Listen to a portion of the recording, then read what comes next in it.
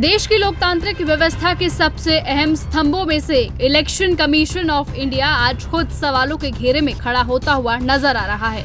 और इस बार सवाल सिर्फ किसी फैसले या फिर प्रक्रिया का नहीं है, बल्कि सीधे मुख्य चुनाव आयुक्त यानी कि ज्ञानेश कुमार की कुर्सी पर सवाल उठ रहे हैं। विपक्ष ने उनके खिलाफ संसद में महाभियोग प्रस्ताव लाकर सियासी हलचल तेज कर दी है। लोकसभा और राज्यसभा के करीबन 193 सांसदों के हस्ताक्षरों के साथ साथ ये मुद्दा अब सिर्फ राजनीतिक आरोप प्रत्यारोप का नहीं, बल्कि एक संवैधानिक लड़ाई बन चुका है। विपक्ष का सीधा और गंभीर आरोप है। कहा जा रहा है कि चुनाव आयोग, जो देश में निष्पक्ष चुनाव कराने के लिए जाना जाता है, अब अपनी स्वतंत्रता खोता जा रहा है और सरकार के राजनीतिक एजेंडे का हिस्सा बन रहा है। इस प्रस्ताव में कई बड़े आरोप गिनवाए गए हैं, जिसमें सबसे अहम है वोटर लिस्ट में कथित गड़बड़ी।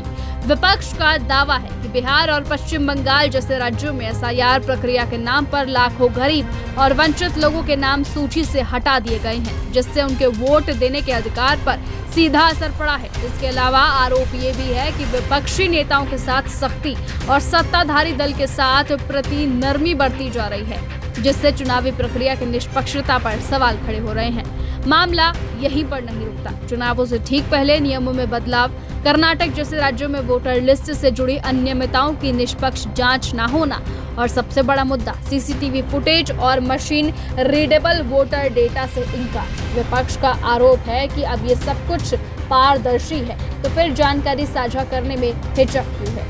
इसी के साथ ही सुप्रीम कोर्ट ऑफ इंडिया में भी चुनौती के बावजूद आधी रात में हुई नियुक्तियों पर भी सवाल उठाए जा रहे हैं, जिससे पूरा मामला और ज्यादा गंभीर होता जा रहा है। हालांकि संवैधानिक रूप से मुख्य चुनाव आयुक्त को हटाना आसान नहीं है। इसके लिए महाभियोग जैसी जटिल प्रक्रियाएं अपनानी पड़ती हैं, जिसमें संसद के दोनों सदनों में बहुमत जरूरी होता है।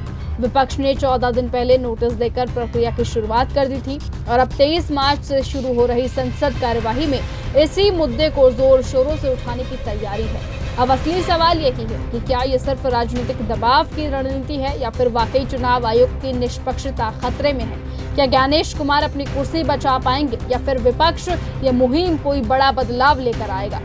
आने वाले दिन ये तय करेंगे कि क्या ये मामला सिर्फ आरोपों तक सीमित रहेगा या फिर देश की चुनावी प्रणाली में किसी बड़े बदलाव की शुरुआत बनेगा। देखना होगा कि क्या सचमुच ज्ञानेश कुमार की कुर्सी चली जाएगी। क्या जिस तरीके से सांसदों ने मोर्चा खोला है, क्या इस मोर्चे में ज्ञानेश कुमार फंस जाएंगे, क्या बीजेपी उन्हें बचा पाएगी या नहीं, वो तो आने वाला वक्त ही तय करेगा। फिलहाल आज की इस खबर में सिर्फ इतना ही। देखते रहिए और बने रहिए न्यूज गंगा के साथ। नमस्कार। अगर आपको यह हमारा वीडियो पसंद आया हो तो इसे लाइक और शेयर करना बिल्कुल ना भूलें। साथ ही हमारे चैनल न्यूज गंगा को सब्सक्राइब और फॉलो जरूर करें, ताकि देश और दुनिया की हर बड़ी खबर आप तक सबसे पहले पहुंचे।